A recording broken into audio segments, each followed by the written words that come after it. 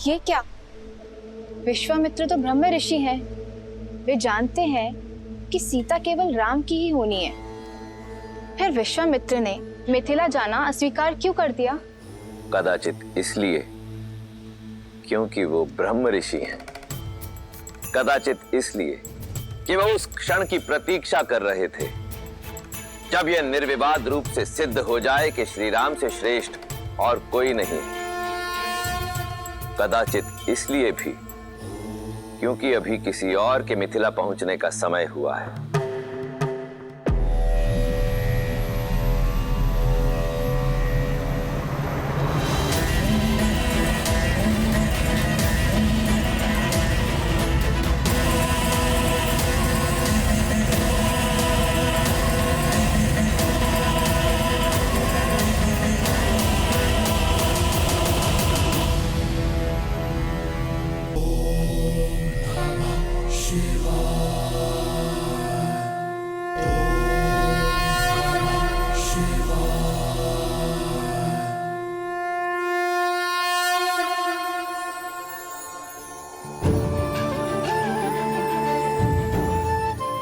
मिथिलावासियों, महापावन शिव धनुष को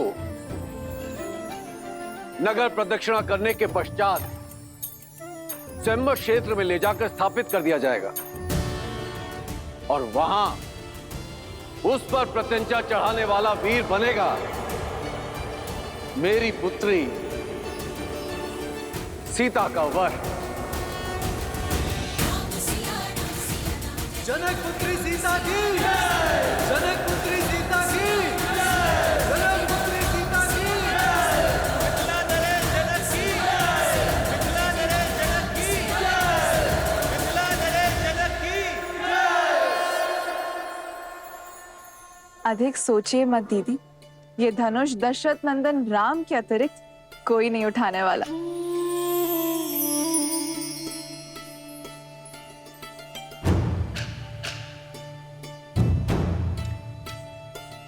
अनुष्ठान प्रारंभ करो।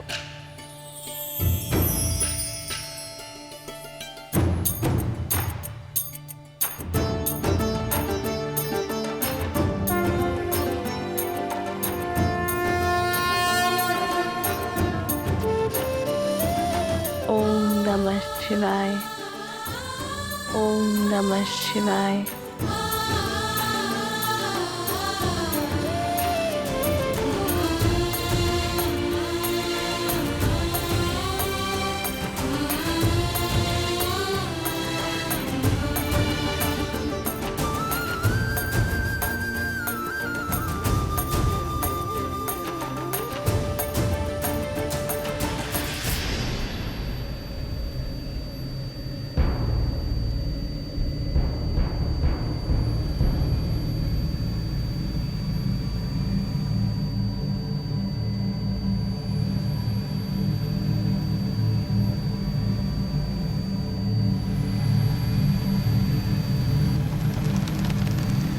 पुष्प विमान अर्थात रावण यहाँ आया।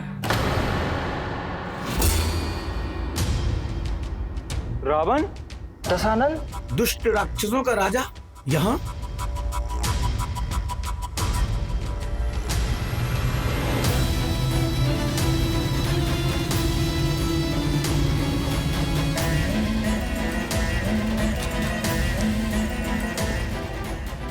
महादेव का पिनाक तो यहां है, अर्थात स्वयंवर आरंभ होने में समय है।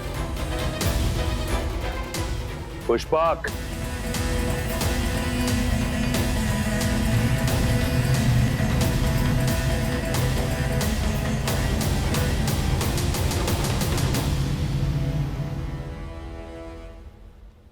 आर्य, बिना निमंत्रण रावण का यहाँ आना, क्या उद्देश्य हो सकता है उनका? वो दशानन है, उन्हें निमंत्रण की आवश्यकता नहीं पड़ती और नीति और नियम के अनुसार भी हम उन्हें इस स्वयंवर में भाग लेने से रोक नहीं सकते।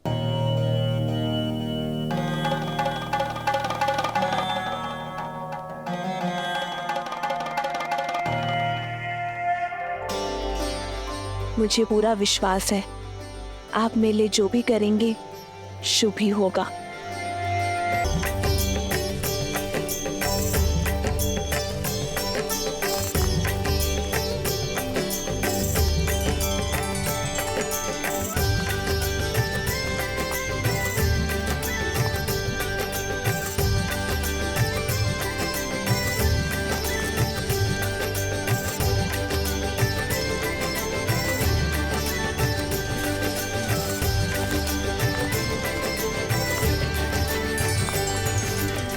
आज भूख प्यास और थकान नहीं हुई लक्ष्मण?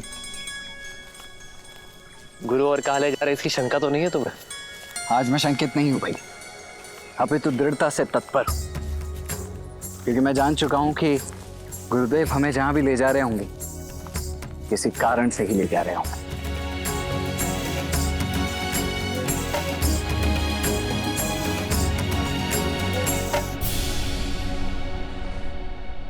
यहाँ नहीं रहना हमें, चलो जल्दी चलो।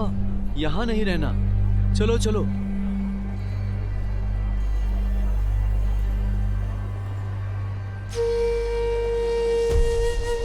भैया सुनिए, आप सभी इतने चिंतित और भयभीत होकर जा कहाँ रहे? मत पूछो, बस यहाँ नहीं रहना हमें,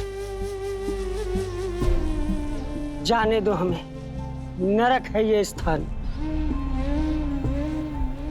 परंतु मित्र, इतने सुंदर स्थान में समस्या क्या है? ये स्थान शापित है, हमें हमारे भाग्य पर छोड़ दो युवक।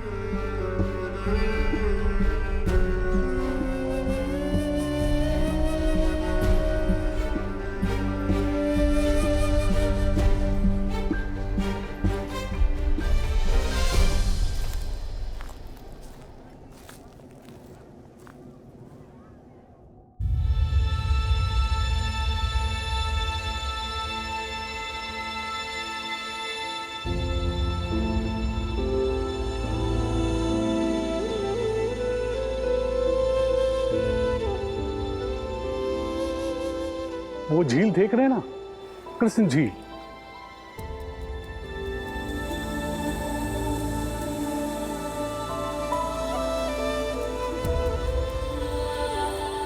अचानक वहां से जल का वेग आता है और बाढ़ आ जाती है। कुछ ही पलों में हमारे खेत घर सब बहा ले जाती है। अब तक जैसे तैसे हमने पुरखों की जमीन खेत को बचा कर रखा, पर अब साहस टूट चुका है।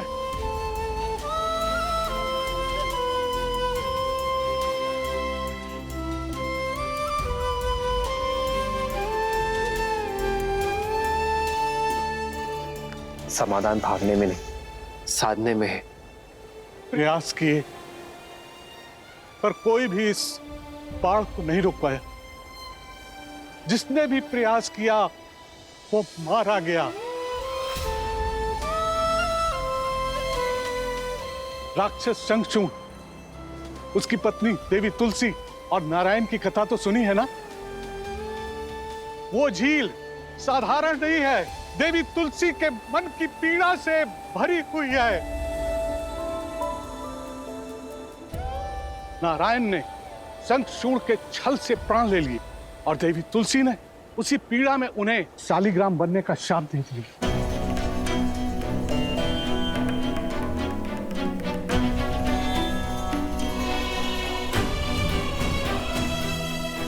ये शालिग्राम नारायण के चिन्ह है, शापित होकर पड़े हैं गंडकी नदी के तट पर। जहां ईश्वर ही शापित हो, वहां मनुष्य के प्रयास से क्या होगा।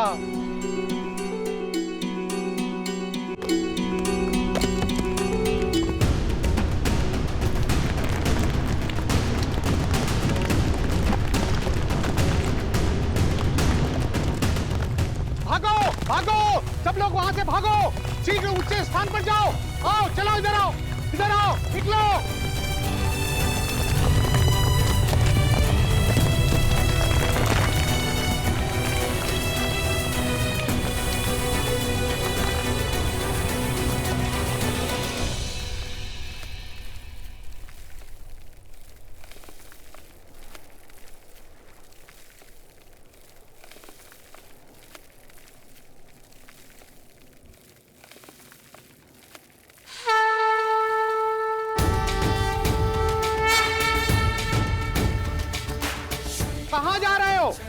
ये दुस्साहस तुम्हारे प्राण ले लेगा।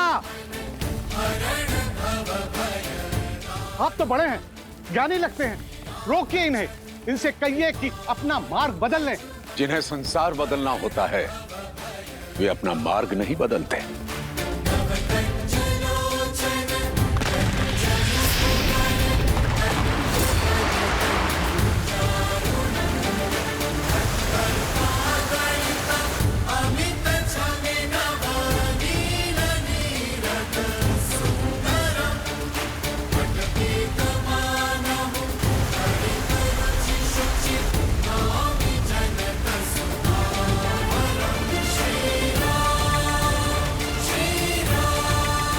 हे महादेव, रक्षा करो।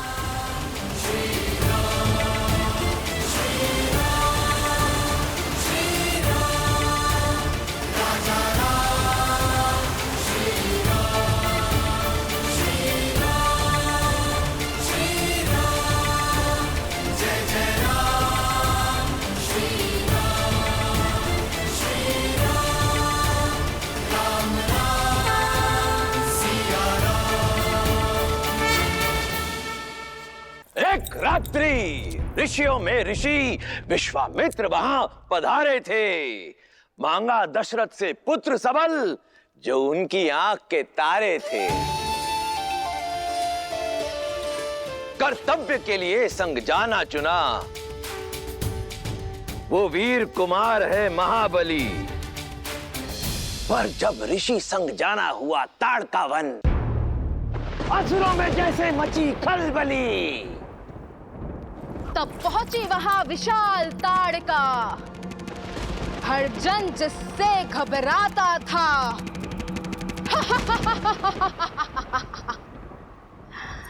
बल सहस्त्र गजों का था जिसमें, चलने से थल थर्राता था। एक यक्षिणी जिसको श्राप मिला,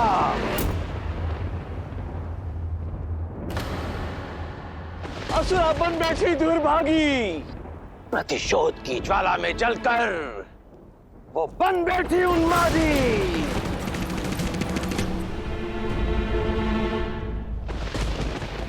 जब दशरथ पुत्र से हुआ सामना, करुणा भरा वो पल आया, जिसे जग ने झिड़का असुरा कहकर, उसे वीर ने मां कहकर समझाया। दुष्ट प्रकृति, वो दुष्ट प्रकृति ना मानी, प्रायश्चित का अवसर ना माना। तब कर्तव्य परायण महावीर ने धनुष ताड़का बरताना। सोचा नहीं जब देगा ताना, प्रबल शक्ति से वार किया। एक असुरी का संहार नहीं, एक माता का उद्धार किया।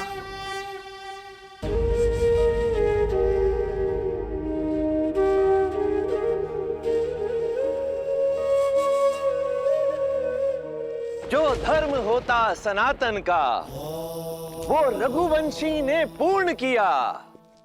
माँ कहने का कर्तव्य निभाया, संस्कार किया और मोक्ष दिया। धर्म धनुष डोरी मर्यादा, धर्म धनुष डोरी मर्यादा, साधा जिसने करुणा का बाण। वो अवध पुत्र दशरथ नंदन, वो महावीर रघुवंशी राम। वो अवध पुत्र दशरथ नंदन, वो महावीर रघुवंशी राम। जय श्री राम, जय श्री राम, जय श्री राम, जय श्री राम, जय श्री राम, जय श्री राम, जय श्री राम, जय श्री राम, जय श्री राम, जय श्री राम, जय श्री राम, जय श्री राम, जय श्री राम, जय श्री राम, जय श्री राम, जय श्री राम, जय श्री राम। साधु साधु। आर्य, अवध कुमार ने ताड़का को मार डाला।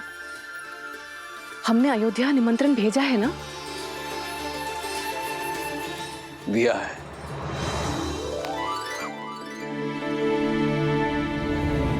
मिथिलापति महाराज, महाराज राजऋषि जनक अपनी पुत्री सीता के स्वयंवर की घोषणा करते हैं। महादेव का पिनाक मिथिला का रक्षक है। जो शूरवीर उस महाधनुष को उठाकर उस पर प्रत्यंचा चढ़ा देगा, कुमारी सीता उसे वरमाला पहनाएगी।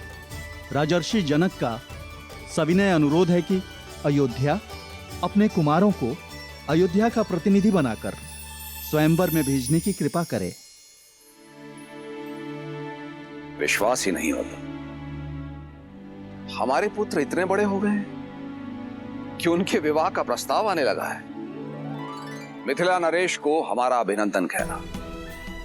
कुमारी सीता के गुणों के बारे में बहुत सुना है।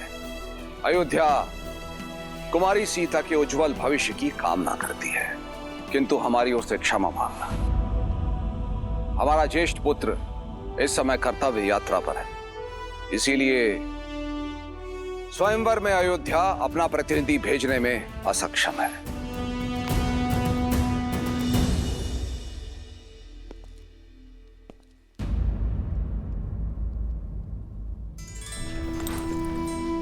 महाराज, क्यों ना हम महर्षि विश्वामित्र को ये संदेशा भिजवा दें कि वो राम को लेके यहाँ लौट आए। नहीं सुमित्रा, ब्रह्म ऋषि विश्वामित्र को संदेश भेजने का अर्थ है रघुकुल की परंपरा को तोड़ना। मैंने राम और लक्ष्मण का उत्तरदायित्व ब्रह्म ऋषि विश्वामित्र को सौंपा है, और ऋषिवर राम के लिए जो भी पथ चुनेंगे श्रेष्ठ होगा।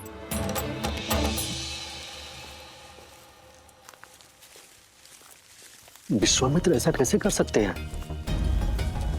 इस मार्ग पे चलना महापाप है।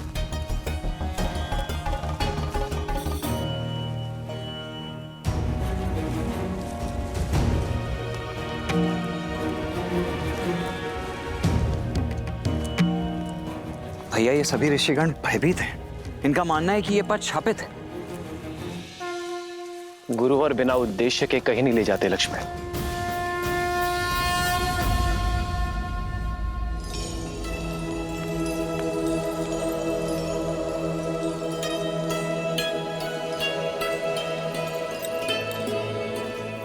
गुरुदेव,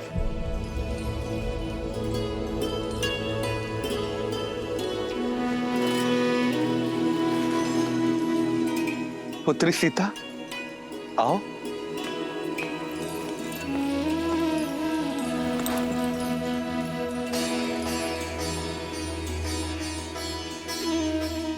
कितनी शांति मिल रही है यहाँ।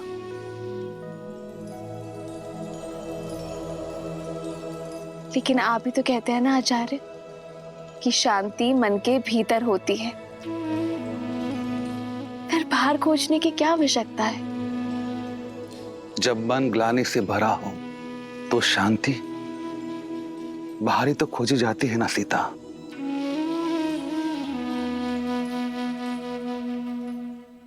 गुरु तो पिता के समान होते हैं ना,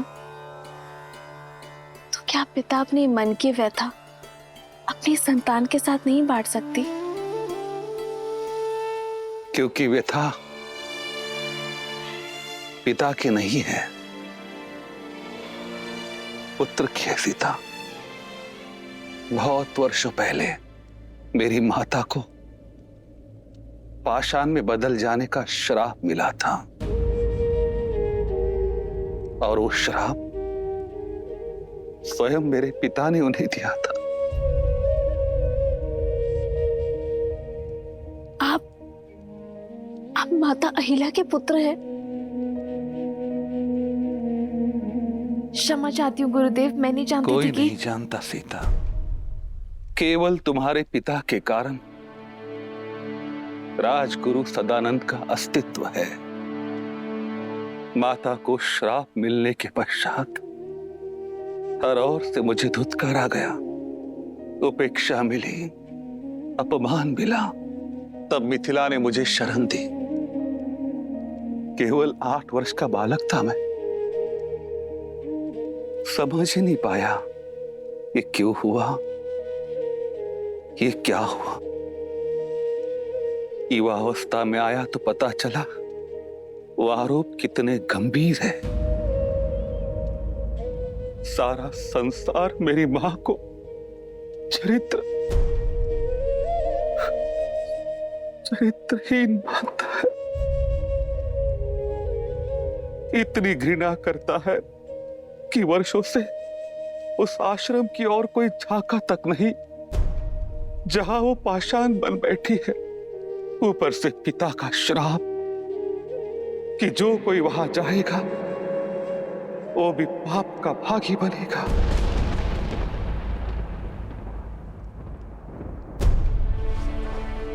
किंतु सत्य कहो सीता, मैं नहीं मानता कि मेरी माता ने कोई पाप किया होगा, पर संसार जो मानता है वो इसी विवशता की उथल पुथल में शांति की खोज में आ जाता। महादेव पर विश्वास रखिए गुरुदेव। आज दशरथ नंदन की कथा सुनकर मुझे आभास हुआ, यदि शाप है तो उसका काट भी है।